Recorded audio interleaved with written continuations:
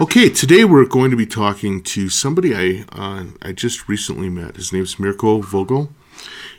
He actually reached out to me. He's a listener of the podcast. He was like, "Hey, I'm going to be in town with this group, and maybe we can get together." And I was like, "Well, sure, as long as we get to record it as an interview." And so he's in town working with the band Cut Copy. And he actually got me into the show, and it was really pretty amazing thing. It in a way, it kind of felt like 1982 all over again or something. But it's really interesting music. They really knew how to play the audience. It was a lot of fun, and the show itself was just pretty amazing.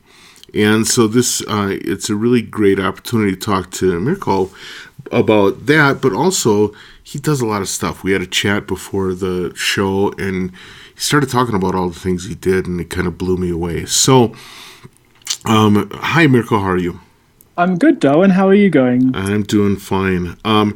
Rather than define you myself, I'm going to have you define yourself. So why don't you tell us how you think of yourself? Okay. I think of myself as a person that helps people make things in music and art. I think that's sort of been the one thing that I can sort of correlate between all the different projects that I've ever worked on. They're very rarely sort of solo things, but they're generally always related to helping others make something good happen. So that's sort of been my been my main thing that I've always tried to do. I see. That's an interesting way to frame it. So now, what are some of the things that you've done that people might know?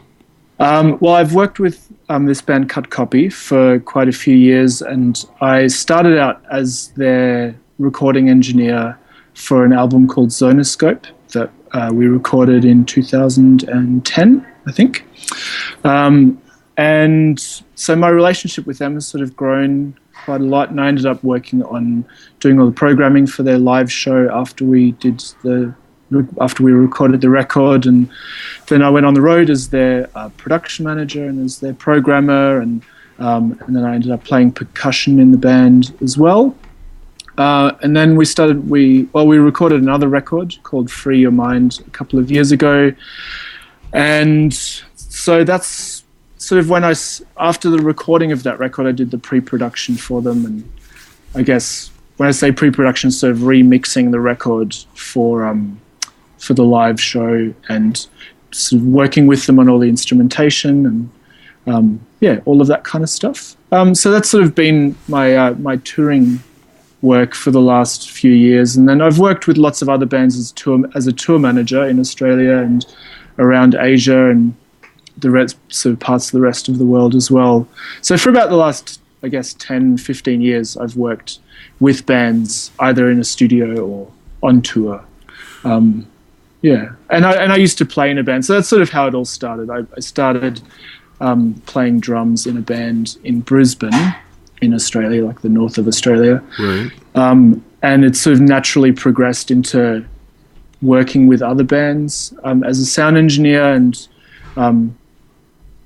so it's always seemed like quite a natural progression from making music to then helping others make music, and then going back to making music again, and then ending up sort of working a lot in tour management as well, and helping other people make their projects work properly, I guess. Sure, that's really interesting, but it also is a pretty wide amount of work. And also, when we talked, you mentioned that you've done, some things with sound design or composition for games, and you just kind of have your fingers in a lot of things, it sounds like. Yeah. I think, about 2 years ago, we moved to London, and I kind of really wanted to get off the road because I'd been touring in some capacity for a long time.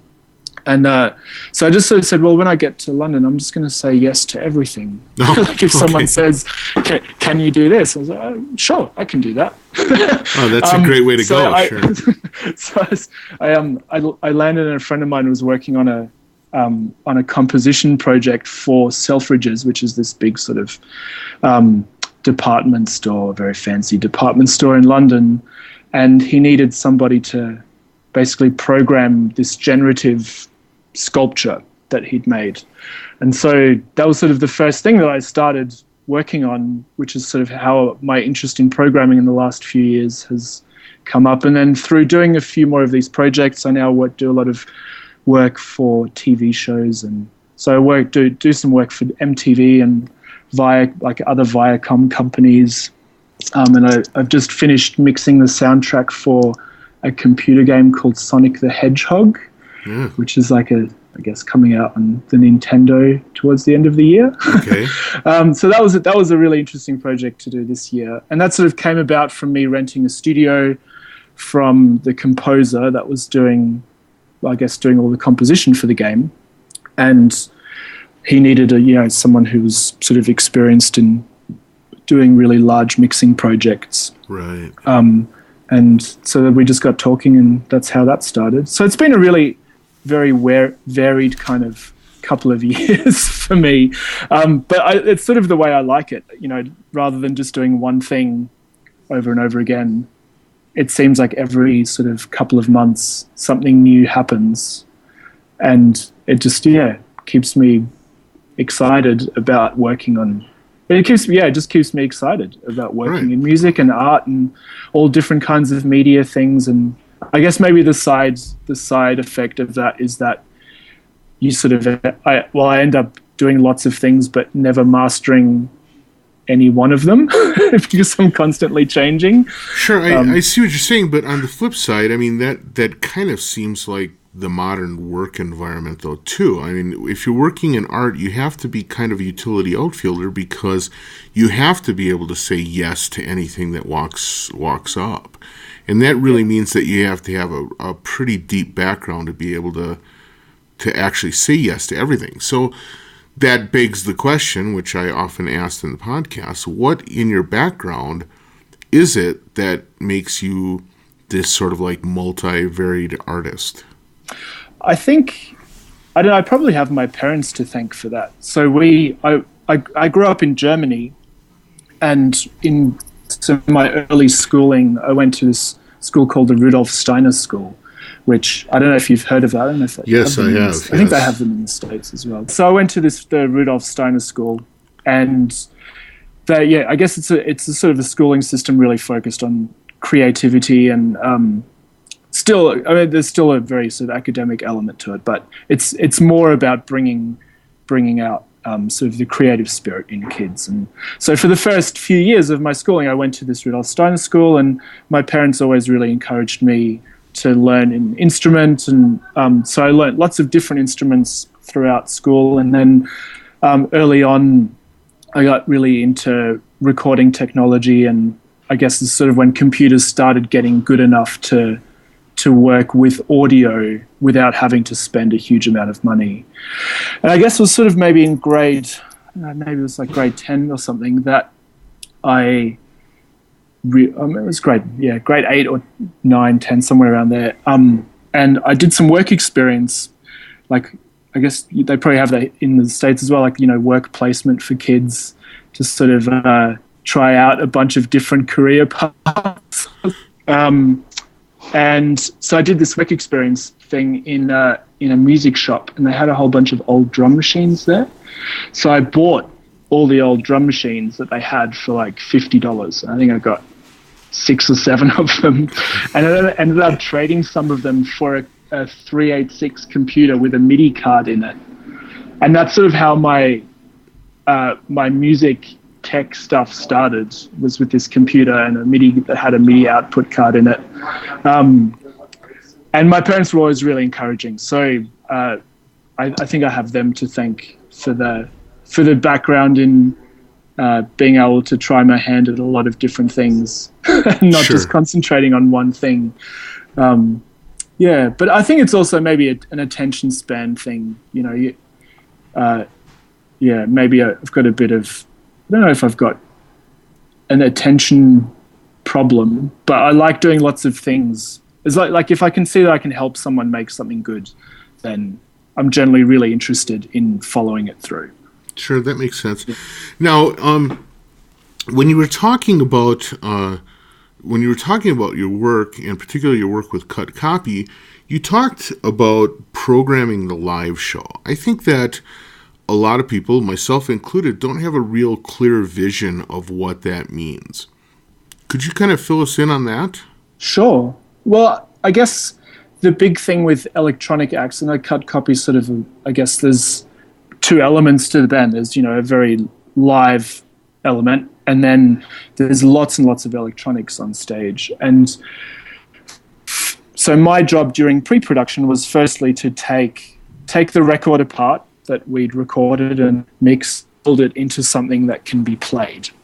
And so some things, we could sort of put on samplers, and I don't know if you saw that at the show, but we have all these sort of MIDI triggers on stage everywhere, and they all trigger sort of different samples and instruments and things within the computer system.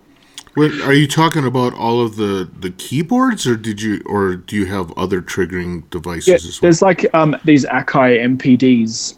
So there's like little MIDI trigger things. So we have 3 of them all around the stage, sending MIDI into the Ableton rig, and then we have lots of MIDI going out of the Ableton rig into all of the keyboards. Sure. And there's sort of, I guess there's 3 keyboards and synths. And it's basically trying to sort of, the programming, I guess, relates to taking all of the elements, electronic elements or acoustic elements from the record and trying to figure out how we can sort of reproduce it live. And I mean, there's some things that can obviously be played really easily, but then other things need to have like automated effects and things on them. Right. Some of them, you might not be able to trigger like a really fast sequence of notes, but if you hold a trigger pad down, we can sort of trigger a whole sequence of notes. But basically trying to make it as live as possible, even though some of it's really heavily sequenced. Well, one of the things I noticed in watching the show too was that there was a pretty interesting dance going on as, like, one guy, he's coming in with guitar, and then he's playing timbales, then he's playing a synth, then he's got another guitar again, and on the other side of the stage, a guy going back and forth between synth and bass. I think he plays guitar some, maybe. Yeah. And then your frontman, also, he was playing synth live, and it was clearly live because he was like goofing around with filter sweeps and stuff like that. Yep. It's quite a bit of that going on. Yeah, but how do you combine that with sort of how do you take that, the desire to have that live activity, and kind of mesh it in with what was, in some cases, there was some like extremely complex sequence parts going on? Yeah, I guess that was sort of the challenge. And a lot of it is, I guess, an evolution over time as well. You sort of start out with an idea of how it can work in theory, and then when you start putting it into practice, you go, actually, maybe that sort of won't work quite as we'd expected. So a lot of it is just an evolution over time. And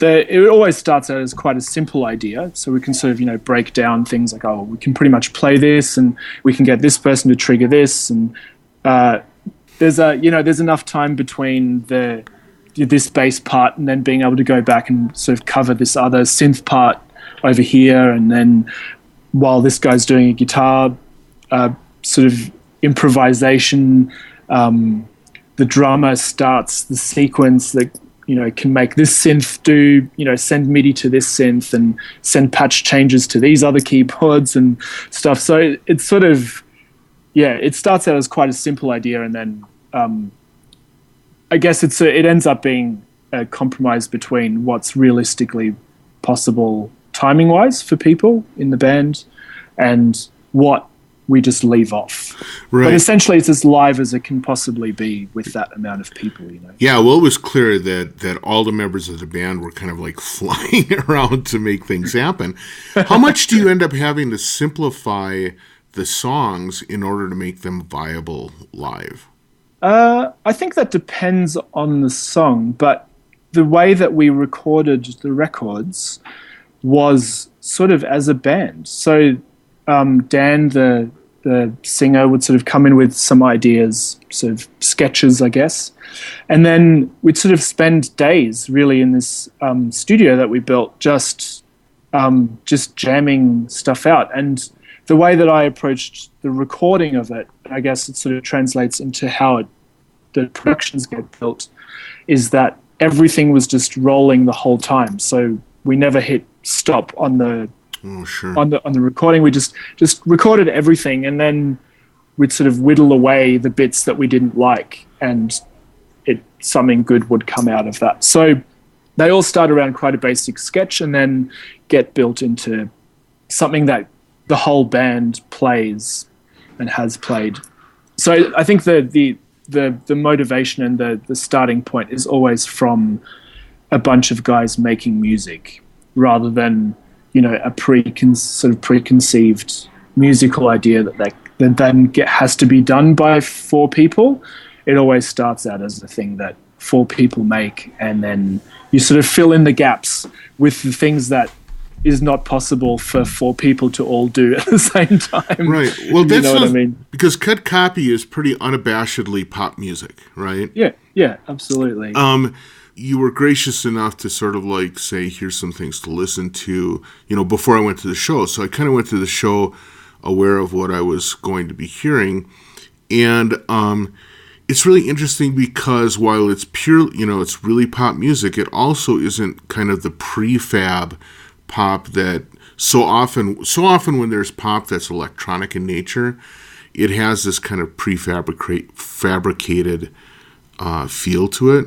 Cut Copies really doesn't. And it's interesting, I mentioned last night to some of my students that I had been at the Cut Copy show, and they were like, oh, I love that band, you know. It was there's a lot of interest in recognition of what they were doing. Now, I have a question because on stage, you know, and you knew me enough to know that I would be interested in this. On stage, you have a lot of kind of the new generation of electronic music gear. Yeah. And which is really cool, and new analog systems especially. So there was some, I think I saw some Dave Smith stuff. I saw Moog Voyager. I think I saw one of the mini Korg things.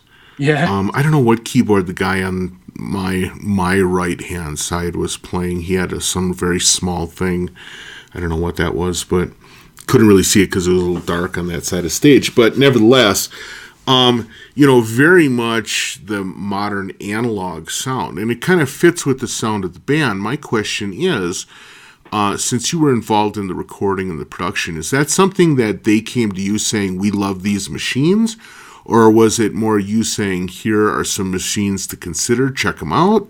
Yeah, that's kind of how it happened. So Dan has a lot of really amazing gear at home, but it's sort of completely impractical to tour it. So he had like a lot of what was used for the record was like a CS80, Yamaha CS80, and a Jupiter 8 and a Prophet 5, and, you know, like an old a 808 drum machine and a 303 and all this kind of stuff. But it's all, you know, really, they're definitely not roadworthy machines. No. And that was actually the same on the last record that we did as well. And so we sort of tried to choose gear that would sort of, I guess, complement the sounds that all of those great instruments make, but in something that is a little bit more roadworthy. And also, you know, because these things unfortunately get destroyed pretty regularly by the airlines, it's also something you can walk into most music shops in big cities and be able to buy another one. And actually, the only thing that we've had that hasn't really been that way is that we had on the last tour that I did with them, we had a synthesizers.com modular that we toured as well. And that was actually surprisingly stable. I thought it was going to be a really kind of a hard machine to work with, but it was amazing. It was really, really stable. The tuning was amazing, and it brought such an amazing capability to the show, because in all of these songs we could just send MIDI to it, and Dan would just be able to sort of, I guess, like bliss out on these really complicated patches, but so amazingly creative kind of thing. So we've sort of, I guess we try as much as possible to stay true to the way that the instruments that we used on the record, but then at the same time try and make them roadworthy. And we've sort of gone through quite a lot of equipment with this band, just in the test, like in the pre-production phase, where we'd sort of say, oh, maybe we should try this keyboard for this part, and like they really wanted like this house piano kind of thing. Right. Like, well, I mean, I guess we could get a Korg M1, but they're getting kind of old now as well, and they would be quite difficult to find a replacement for, even though they made 140,000 of them. Right. They're not really like an off-the-shelf item anymore. And I said, I think those little Korg kind of like micro station things, or whatever they're called, there's like multi Korgs. Right. I said, I think they have like one of those, kind of crappy house piano patches in them, and it just works perfectly. And they're pretty cheap. Like when you consider it for a touring band, there's not a huge infrastructure. And now we have a suitcase full of them. So of course, if one breaks, we can just get another one and plunk it down. Now, even still though, I mean, some of these systems you're touring with are a lot more fragile than just a laptop with live running on it or something. Yeah, but that in itself is quite fragile as well, Yeah, that's true. Yeah. But at least with the laptop, you can carry it through TSA yourself instead of having them rifling through your road cases, right? Yeah, well, TSA have come up with some pretty amazing modular patches, actually. Sorry, I was taking a drink right when you said that. Yeah, it's I'm sure Roger Eric from synthesizers.com, if he'll be happy to hear that you took it on tour, but even maybe more happy to hear that TSA got a chance to be a little creative too. Yeah. Turns out Caroline at the Connecticut International Airport is amazing at modular synth. Well, you know what? I mean, there was all those prog rock bands, and they disappeared, and you wondered what happened to those people. Maybe they're all working for TSA now, right? Yeah. Keith Emerson's got a job at the TSA. Or at least his roadie does. Yeah, exactly. So when you're making the transition from the recorded work to something you're going to play live, do you have kind of a matrix that you use? Like, okay, I used the Jupiter 8 on this. That part's going to work well on a Prophet. Do you have like common things that you map? No, not really. I think it's more of a lot of it's trial and error. And actually a lot of it we were able to do really well with guitar pedals. So we'd sort of, the Prophet 8, the new Dave Smith stuff is they're amazing keyboards and incredibly flexible. And so a lot of it, a lot of the CS80 stuff is, I guess, in the chorus. Mm-hmm. That's sort of built into the CS80 in the way that, that sort of notes chorus together. And so a lot of that we could actually end up doing with guitar pedals. Oh, sure, okay. And various delays and things. And so that sort of added a really kind of cool dimension. So like Dan has a really big pedal board full of different guitar pedals that his keyboard runs through, and different songs we sort of switch to different things. And the programming in the Prophet 8 is so deep, and it reads really well. I guess that's the other kind of thing, is like sometimes things that read well on record maybe actually don't read that well through a big PA system. Oh, sure, right. And the new DSI stuff has got such great bite to it that it can really it can work really well to cover a lot of those things. So the CS80, I think it can do really well, and in an extremely it's a new way of it doesn't sound exactly like it, obviously, but it sounds different yet really cool in the same way. It still has a wobble to it, and all the things that sort of make the CS80 really special, and it can do some of the Jupiter stuff really well because of the way you can stack oscillators in it. And yeah, I think the most of it sort of ends up being in the tweak boxes, which I call them, like things that we can sort of send MIDI to, and you can just sort of tweak around on them in the middle of the show. So we used to have this synthesizers.com thing, but now all of the tweak stuff is being done with the Moog Voyagers. So we have like one rack Moog Voyager and then one keyboard version of the Moog Voyager. Right. Did I see that there's some sort of like activator on that keyboard Moog that lights up when he's playing it or something? There's like some MIDI light or something. There's the Voyager has the rack version of the Voyager has this really crazy backlight to it, and there's a knob on the front that it's just a dimmer for the light. Oh wow. It's pretty deluxe. But then, they're very expensive, so I'm glad they put a really fancy looking feature on it. Right, good point. Something to make it worth having on stage. Right?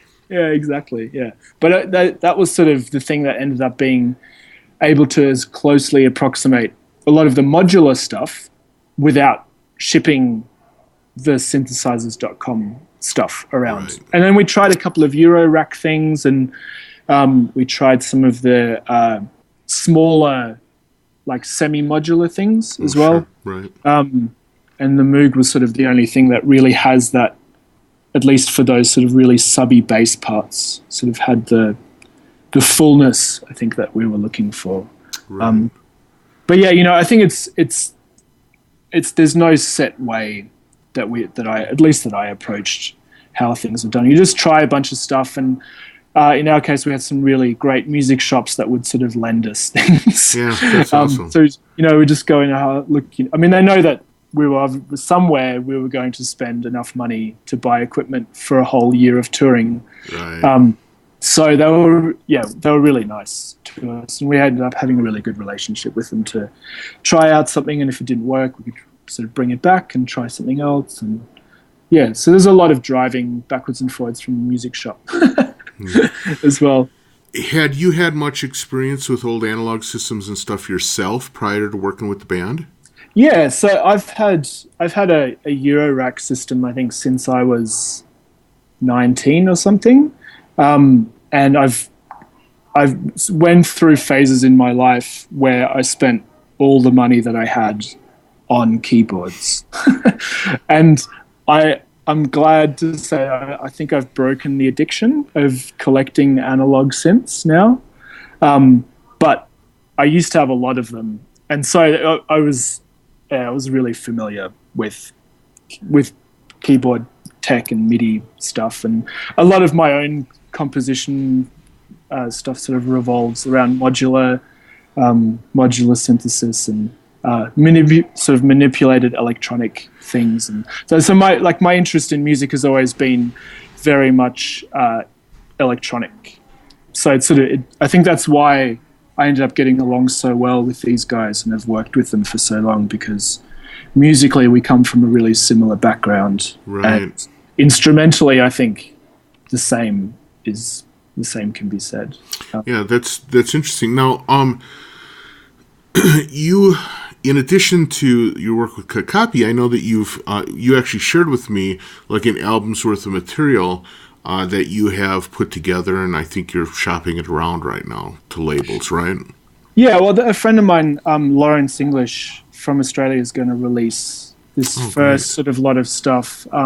He runs a really great label, or a group of labels, and I think the main one's called Room 40 in Brisbane, and he puts on a lot of really great events. He's just such a great great lover of music, and I'm really, really happy that he's going to help me put stuff out there. So I think in the next couple of weeks we'll have like the first tracks up, and then from there I think keep building and start playing some shows. And sure.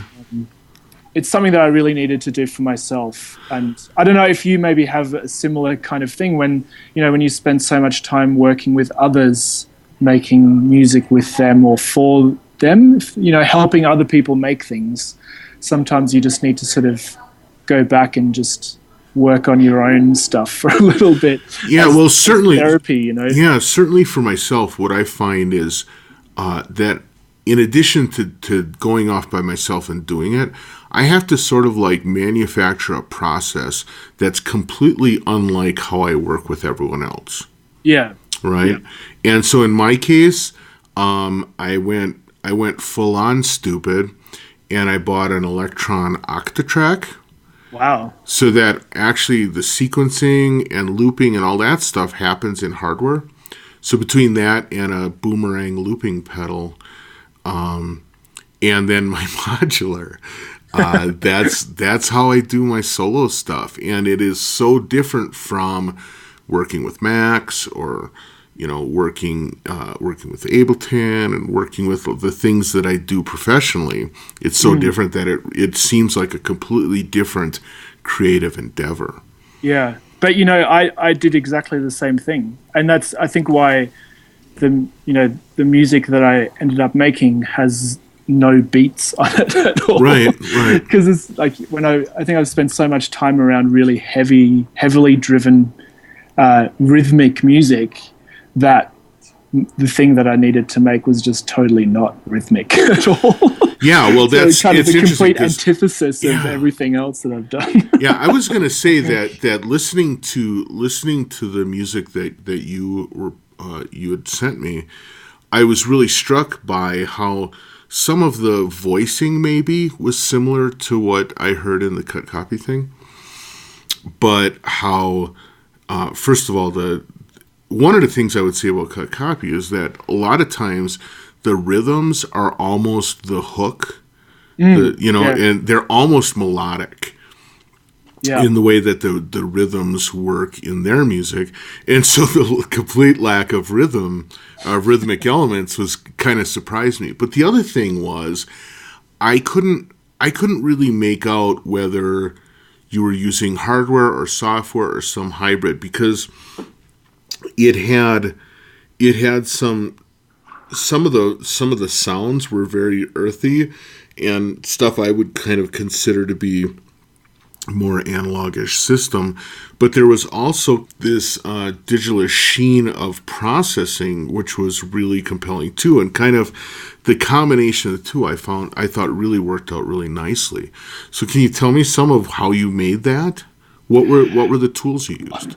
I think a lot of it for me was really open-ended experimentation, and the main things that I really used was I wanted to really simplify my music making progress, and I also didn't want to go into it relying on any sort of one piece of technology, I guess, because like a lot of people, and I think probably every person that makes music has this issue at some point where they say, oh, well, I can't possibly make this unless I have this thing.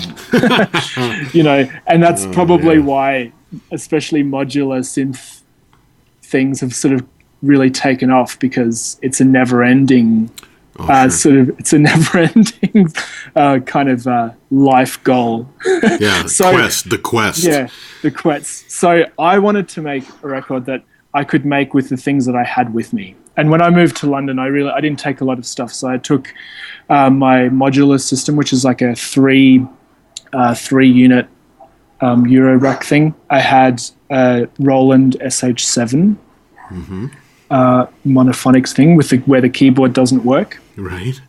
And nice. And I had my computer, and I think the only thing I bought for the whole record was a Chaos pad. Okay. Which I bought because I worked with a guy called Michael Rother who used to play in a band called Noi. Yeah. And he played in Harmonia and stuff. And I did a bunch of touring with them, and they all use the Chaos pads. Oh man, these things sound really cool. and sort of, it's not an instrument. It's like a weird, little fidgy widgy box, mystery box. You never really know what's going to come out of it. So that's the only thing I bought for the record. And most of the stuff I did was in the computer, and then I'd run it out to the modular and do some things with it, or I'd run it into the SH7 and process it. But a lot of it was just pure experimentation. I didn't really have a sort of a theory of how I wanted to do it. I just knew that I wanted to make something, and I wanted to make it with the tools that I had. And actually, through that whole process, that's how I really got I got back into using Max MSP and Max for Live stuff and lots of granular processing and things. And it just sort of opened up this whole new world for me, which I don't think would have happened if I had everything ever in front of me to make something with. It was really good to have something that was just really inside my computer and inside my head. Right. And it didn't require anything else. So it just pushed me into all these really new, interesting areas sonically. And I've just sort of stayed there ever since I started working on this stuff. And now it's sort of become a bit of a full-time obsession for me. Right. Well, it's interesting, though, because now that you say that, there are things that I heard that I wasn't sure what you were doing that all of a sudden just mapped to like a Chaos Pad conceptually. Yeah. Because the one thing about the Chaos Pad that's cool is you can do these big like sweepy things where 5 or 6 parameters are kind of changing on the fly. And that's sort of hard to do on a computer-based system. It's sort of hard to do because of the limit of arms you have. It's kind of hard to do on a live system, but I hadn't thought about the Chaos Pad, but that makes a lot of sense. It's sort of like, it's a really express. I mean, it sounds weird to say, but it's an amazingly expressive chaos machine. Yeah. And like even if you just plug like a really regular kind of patch into it and play with one hand, and you're playing this thing, and then you sort of find some really nice sweet spot on this thing, you can sort of like toggle like a tiny little bit.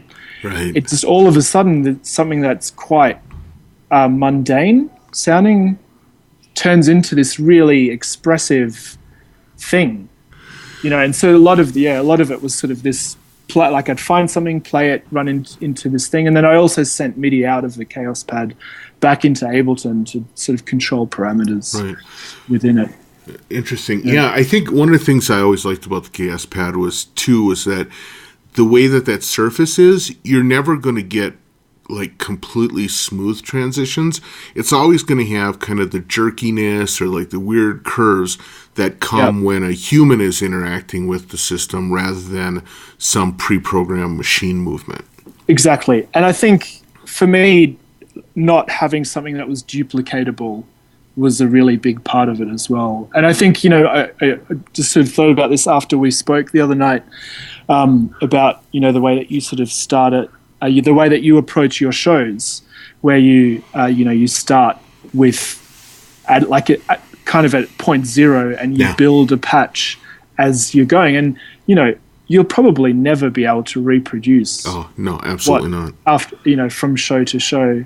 And there's something really that, has maybe only recently come back into electronic music, at least from my sort of limited vantage point, I guess, that the idea of like a non-duplicatable digital instrument or electronic instrument is like, it's just an amazing thought to me, because for so long things in electronic instrument design was all about emulation and duplicatability and reliability, and it's like it was all about trying to make one thing sound like another thing.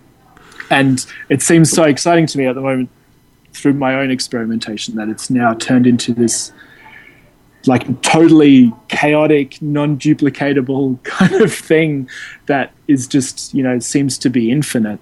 Right. So it's really exciting to me. Yeah, I agree. Well, not only is it not duplicatable, but also it's kind of got, it's almost got this steam, a lot of the new stuff kind of has this steampunk aesthetic of, it's going to it's going to break down, but it'll break down in an interesting way. I think maybe that's a really great way to sum up my record. It's a whole bunch of it's just like everything is just broken, but it's all broken in a really pretty way. And it sounds great when you put it through some really nice reverb. Right. But that's, I think I can't remember how I made half of that stuff, but it's all just broken in a really beautiful way. Right. Now, the other question I have, which is kind of related to what we've been talking about, because we've talked a lot about, your work with a group and your work, on the road. What do you do personally to sort of like stimulate creativity when you're working with this stuff as a full-time gig? I mean, you talked about it sort of in relationship to you're making your new record, but in the general case, whether you're going in the studio with Cut Copy or with other collaborators, or you're working on your own thing, how do you make it so that the fact that you do it for a living doesn't prevent you from being creative about it? That's an interesting question. I've never really thought about it, to be honest. I think the way that I think about music and art as a full-time thing, I just have to try and make things as good as they can possibly be. And that's really the only thought I ever put into it, because so much of it is just down to the day that you're doing it or the way that people are feeling, or it's really just to make things as good as they can possibly be, and also to know when enough's enough, because a lot of the time you can work on something forever and it doesn't get any better. It just gets worse. And so maybe that's the thing, is just to know when enough's enough and to know when to take a break. I rely a lot on coffee. There you go. That has a lot of kind of that driving force in my life.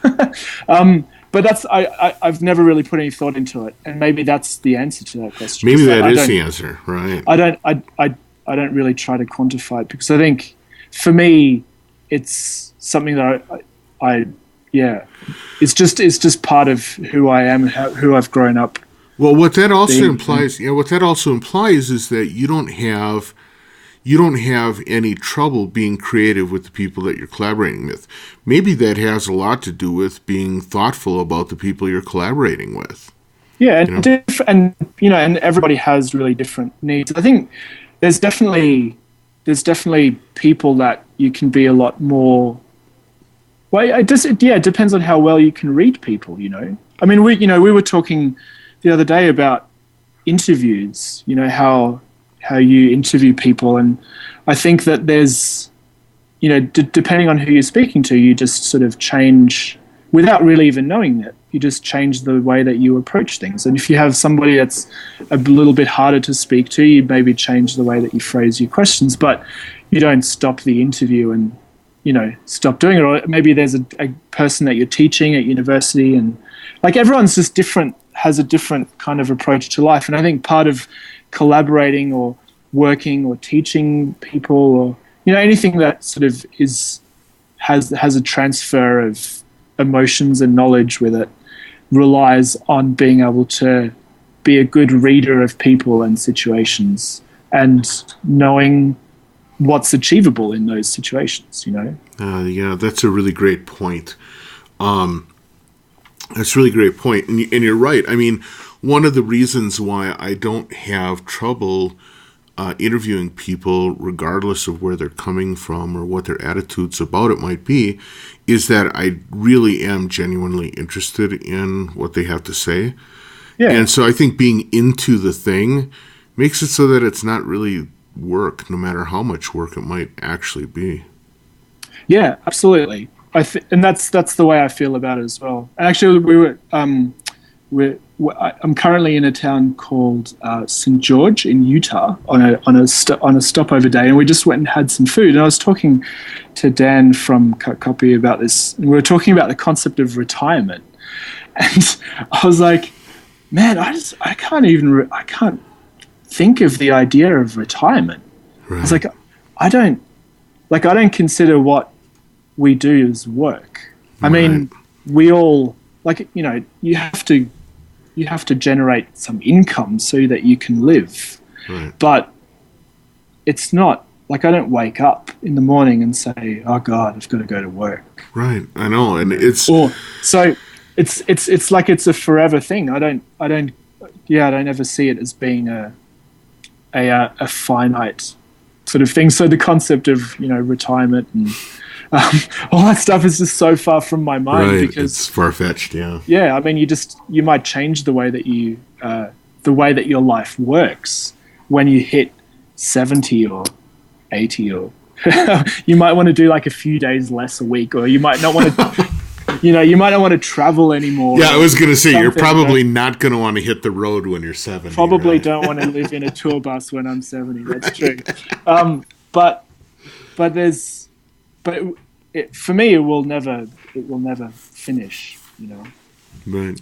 Sorry, I don't know how we got onto retirement. Oh, I don't know, but that's actually kind of a cool direction, because again, it is something that I think the more that you're part of what is like what some people call the creative class, I think the more that you're tied into it, the less you think of there being an arc to your career. Yeah. You know, you don't really think of it, because you barely are thinking about it as a career at all. You're thinking about it as an exciting thing I'm doing right now. Yeah, exactly. Yeah. And especially if you're collaborating with really good people. Oh, yeah. I think that's really, I mean, I've definitely worked on projects, especially as a tour manager, where that hasn't been the case, where you just sort of sent out with people that you sort of quite incompatible with in the short term. And actually not touring so much for me has been one way to not do that. Like, just to work on, you know, I mean, obviously there's always weird projects that you sort of do, but for the most part, try and work on things that are really genuinely exciting. And maybe, you know, that sort of comes back to doing lots of different things for me, is that everything that I do is I try and be really new at, you know, and rather than being sort of old and jaded about it, it's just like, oh, great, I'm doing this really new, exciting thing, you know. Oh, I'm doing the sound design for an online Facebook game. Right. Like, you know, I've only just gotten Facebook, so for me, it's like, well, you know, it's like a, you know, I probably don't want to do sound design for an online Facebook game for the rest of my life, but you know, it's kind of a new way of looking at stuff, and new tools that I can use to do those kinds of things. And so I'm sort of genuinely excited about most of the things that I work on, because they're new, and sort of come into it with that enthusiasm. And actually, so to sort of stop that part of my life where I was working with a lot of people, for the most part, were really amazing people that I'm still really close friends with. But the few that I didn't click with sort of immediately, I think it was worth pushing myself in a bit of a different direction. But I think that's why I'm like consistently excited by all the stuff that I do. And it's I don't know if there's much more I can say about it, but it sort of ties back into learning a lot as well. I think I've tried to spend the last 2 years of my development like really trying to learn new stuff, and I think that's actually why I started listening to your podcast, because so I started doing lots of development in Max just for some people, like building things for various composers and stuff, and now I'm building my own software with Max, and I'm learning, like I've gone back to university to do some parts of a computer science degree so I can get better at Java and C, to sort of build things that work, you know, obviously very well with inside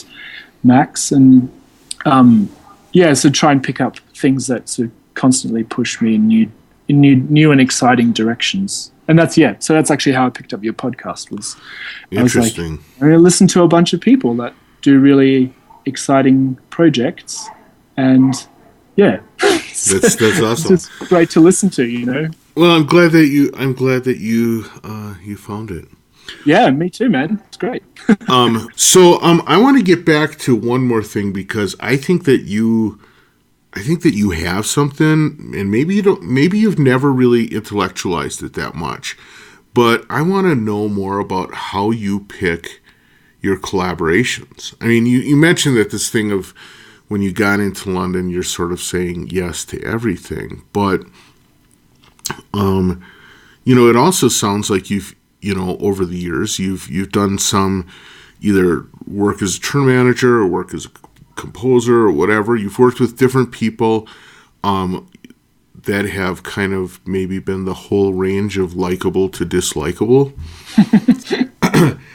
What is it? How is it that you make your decisions about who you're going to put time in with? Because I think if anything, as artists, for all of us, the commodity that's definable that we put into a relationship is time. Creativity, you can't really predefine that. So you can't tell, or you can't say, I don't want to, I can't afford to waste my creativity, because creativity is in a way kind of an endless well, but also it's, kind of undefinable. But you can define time. Yeah. And so it seems like for artists, a lot of the measurement of how much you like somebody or how well you get along with them or how well you collaborate is based on how much time you're willing to spend with them. Yeah. How do you make the decisions that you do in order to kind of dedicate the time necessary to do a great job? That's a good question. I think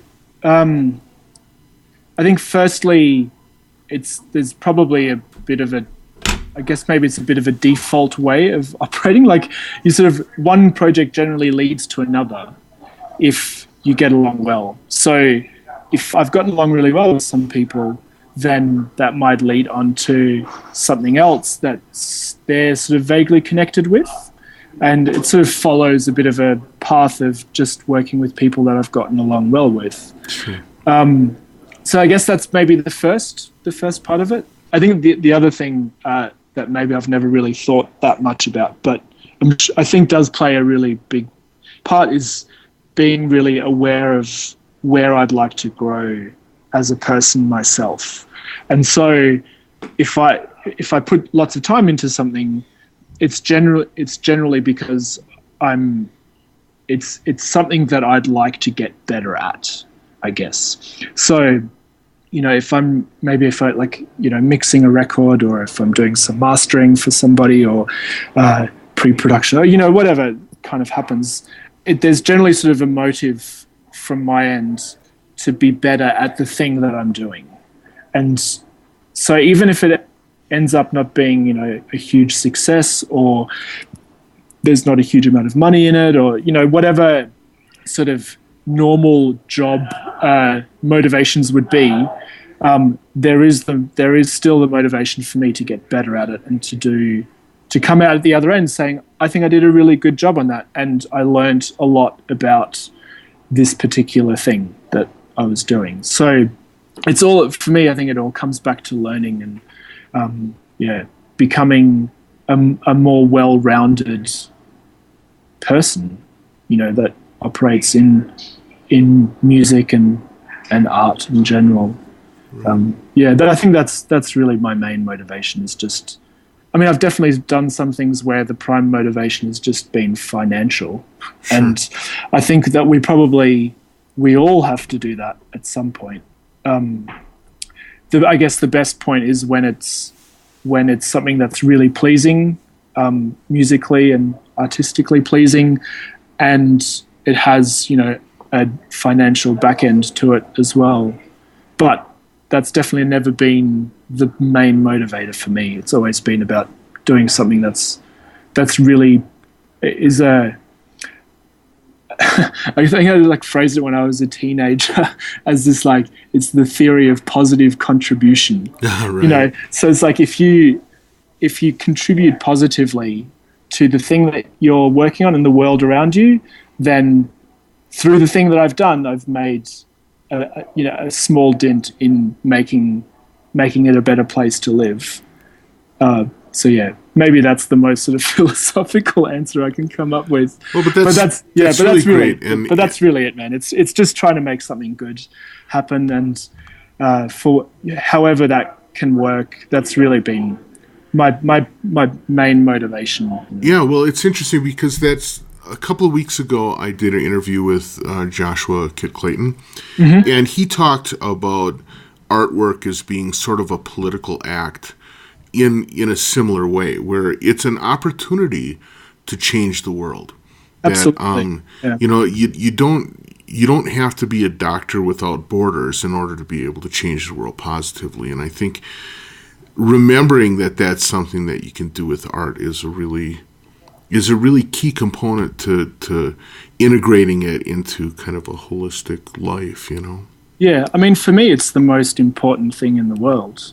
You know, it's the thing that holds humanity together, and is the one thing that can really help bring people together. And I mean, I see that, you know, when I've sort of the times in my life where I've done a lot of touring, I can really see that in like day to day. You can see that you know, for this brief period of time, you're bringing all these people together for one thing, and it's an amazingly special thing. And I think all forms of art, like whether they're big shows or small shows, or a big gallery or a small gallery, or, you know, it doesn't matter how big your audience is. Like, even if it's an audience of one, you know, if there's some connection with the thing that you make, and that the one person that is listening to it also has with you, then that's something that wouldn't have existed beforehand without you having made it. Yeah, absolutely. And then the more ears you have, the more you succeed, I guess. I guess. Yeah. Well, Mirko, there's a bunch of stuff I wanted to cover, but we're already out of time. I want to thank you so much for taking time out of your schedule. I'm glad I was able to get a little of your break time there in St. George. Thank you so much, and I hope that you have a great rest of the tour and a great rest of the evening. Great. Thanks, Darwin. It's great to talk to you. Bye.